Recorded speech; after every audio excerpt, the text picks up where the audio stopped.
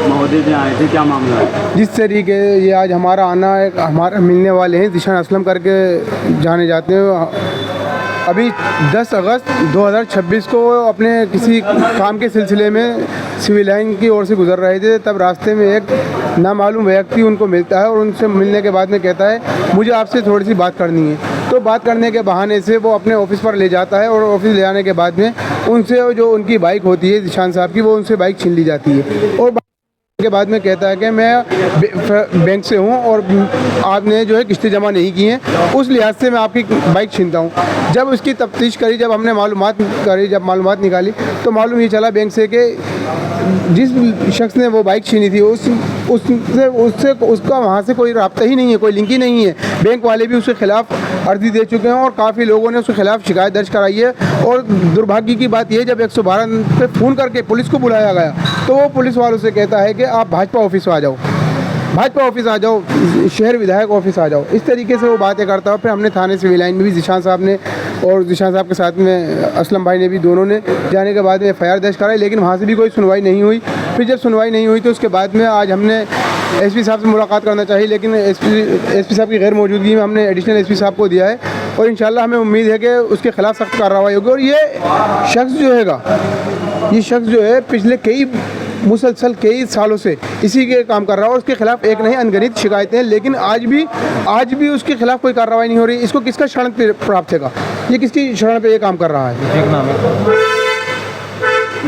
Samajwadi party के एक सांसद हैं अफजल अंसारी साहब, उन्होंने आपके जब MIM से गठबंधन की बात हुई तो उन्होंने कहा था हम अगर MIM से गठबंधन करना है तो फिर RSS से दूरी क्यों, RSS से भी हम गठबंधन कर लेते हैं। और अभी हाल ही में राहुल गांधी का बयान आया था कि RSS की जो विचार हम उसको बंद करेंगे, उस पर क्या कहना चाहेंगे?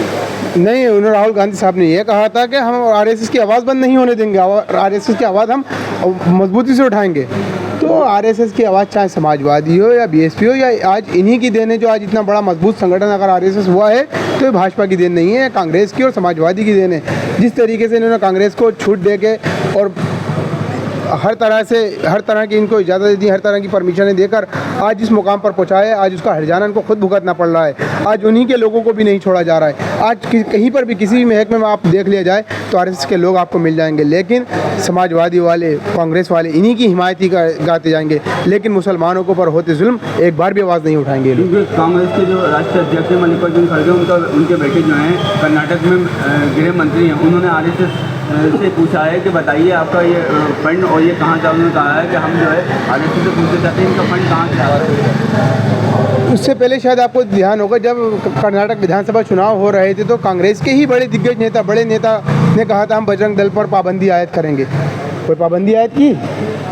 ये सिर्फ आपको दिखावटी बातें कुछ होती, इनका हकीकी चेहरा पहचानिए, इनका असली चेहरा पहचानिए। ये लोग उतनी ही मोहब्बत RSS बजरंग दल विश्व हिंदू परिषद से करते हैं जितनी इनको अपने संगठन से मोहब्बत है, क्योंकि अगर इनका संगठन तभी पनप पाएगा जब RSS और बजरंग दल विश्व हिंदू परिषद जैसे संगठन इनको ऑक्सीजन देने का काम करते रहेंगे। सलमान शाह साहब, आज आपने ज्ञापन दिया, ज्ञापन देने वालों में कौन कौन थे और आपको एडिशनल SP साहब से क्या आश्वासन मिला है? एडिशनल SP साहब से यही आश्वासन मिला है कि हम देखते हैं इसको, और पिछली बार भी हमने एक ज्ञापन दिया था अपने एडिशनल साहब को, तो तत्काल उन्होंने कार्रवाई करने के बाद में उसका फ़ौरन जो भी हमारी शिकायत थी उसका समाधान किया था। हमें इस बार भी उम्मीद है कि जल्द इस शिकायत का भी समाधान होगा।